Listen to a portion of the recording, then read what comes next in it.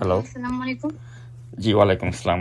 তো আপনি এখন তাহলে একটু বলেন আসলে যে আসিফ মাহমুদ সজীব ভুঁইয়া যে উপদেশটা, মানে এই আচ্ছা, বিষয়টা কি? আপনাকে আমি আপনাকে সব ক্লিয়ারলি বলছি এর বিষয়ে। জি। জাস্ট কথা বলছি। হ্যাঁ, আমি জাস্ট এর আগে একটু জানতে চাচ্ছিলাম যে আমি ওকে সিভি মেসেজ দিয়েছি, রাইট? সেই মেসেজগুলো আপনি কিভাবে দেখেছেন?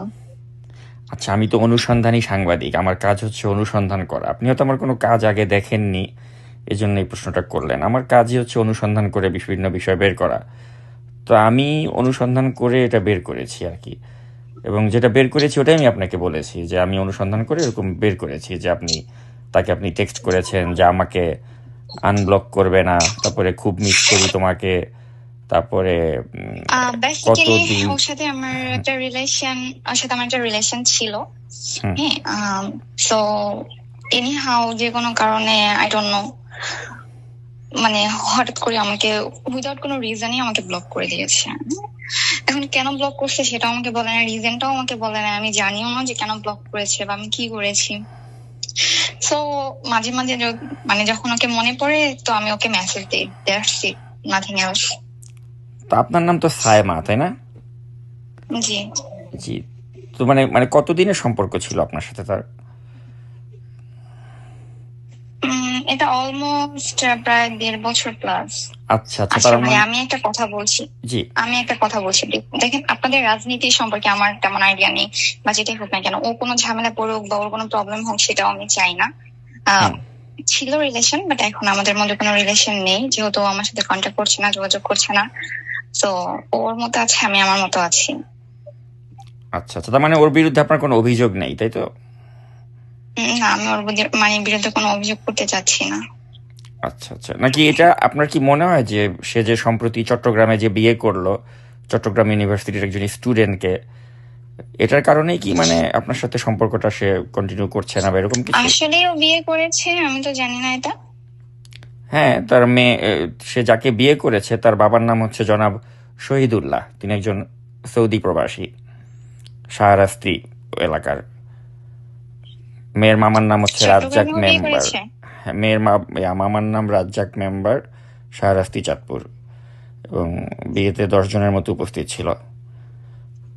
আর এটা হচ্ছে আচ্ছা। গিয়ে জুন জুন মাসের ঘটনা আর কি। এটা হচ্ছে জুন মাসের, সম্ভবত জুন মাসের 10 তারিখের দিকে সে বিয়ে করেছে। তাহলে কি জুনের 10 তারিখের পরে কি মানে আপনাকে সে অ্যাভয়েড করা শুরু করলো? হ্যাঁ, আমার সাথে তো এপ্রিল মাস পর্যন্ত মোটামুটি ভালো রিলেশন ছিল। ঈদের পরেও আমাদের দেখা হয়েছে, বাট আমি অ্যাকচুয়ালি জানি না ওর যে বিয়ে হয়েছে, এটাই তো আমি জানি না। হ্যাঁ, তার বিয়ে হয়েছে এবং আমি আপনাকে বলছি সে চট্টগ্রাম ইউনিভার্সিটির একজন স্টুডেন্টকে বিয়ে করেছে। এটা জুন মাসের ফার্স্ট উইকে বা 10 তারিখের দিকে হয়েছে আর কি। এবং মেয়ের বাবার নাম হচ্ছে শহীদুল্লাহ। সে একটা সৌদি প্রবাসী এবং ওদের বাসা হচ্ছে শাহরাস্তিতে। আর মেয়ের মামার নাম রাজ্জাক মেম্বার। আচ্ছা। আপনি তাকে জিজ্ঞেস করলেই সে দেখবেন এটা অবাক হয়ে যাবে যে এই তথ্য আপনি কই পেলেন। না, অ্যাকচুয়ালি ওর সাথে আমার যে কন্ট্রাক্ট থেকে পেয়েছি, মানে আমার কাছে ওর যে দুইটা কন্ট্রাক্ট থেকে আমাকে আমাকে হোয়াটসঅ্যাপ থেকে ব্লক করা। তো আমি কখন নাম্বারে কন্ট্যাক্ট করে ট্রাই করিনি। ও ড্রাইভার সাথে যোগাযোগ করার চেষ্টা করেছি, ও ড্রাইভারকে হয়তো আমার মেসেজে রিপ্লাই দিতে নিষেধ করে দিচ্ছে, জানি না। তো যদি কেউ কাউকে ঠকায় ভালো থাকে, বলার কিছু নেই। কিন্তু আপনি তো অনেক উদার মনের, আপনি বললেন যে তার বিরুদ্ধে আপনার কোনো কমপ্লেন নাই, তার বিরুদ্ধে আপনার কিছু ইয়ে নেই। মানে সম্পর্কে থাকলেন এতদিনের, 1.5 বছরের সম্পর্ক, না, তারপরে সে আপনাকে না জানিয়ে বিয়ে করে ফেললো।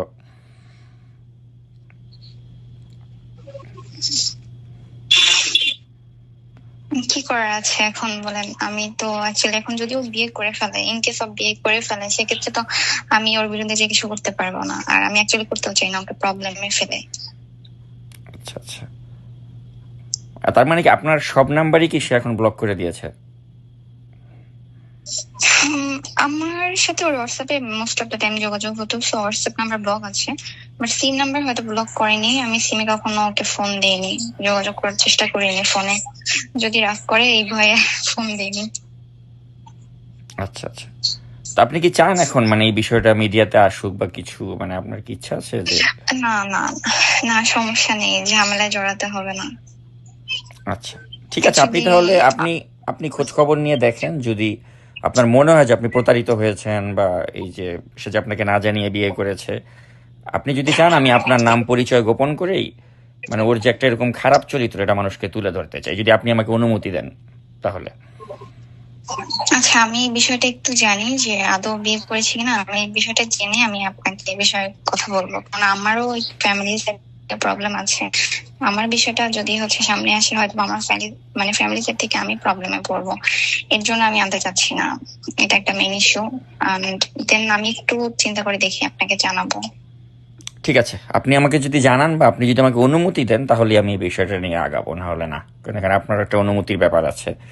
আর আপনিও তাহলে একটু খোঁজ খবর নেন যে সে যে আপনাকে না জানিয়ে বিয়ে করেছে এটার বিষয়টা আপনি একটু খোঁজ খবর নিয়ে দেখেন। আপনার যদি মনে হয় যে না আপনি প্রতারিত হয়েছেন এবং তার মুখোশ উন্মোচন করা দরকার, তাহলে আপনি আমাকে নক করেন। আপনি অনুমতি দিলে আমি তাহলে এই বিষয়টা নিয়ে আমি আগাবো।